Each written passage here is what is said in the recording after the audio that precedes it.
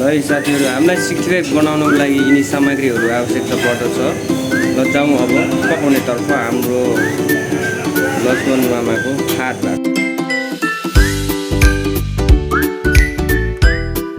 अनि मामा आज चाहिँ के बनाउँदै हुनुहुन्छ? मैले आज चिकन 65 बनाएको छु हैन। हजुर चिकन 65 साथीलाई अब खाउनु सोच्छु। चिकन 65 बनाउँछु है।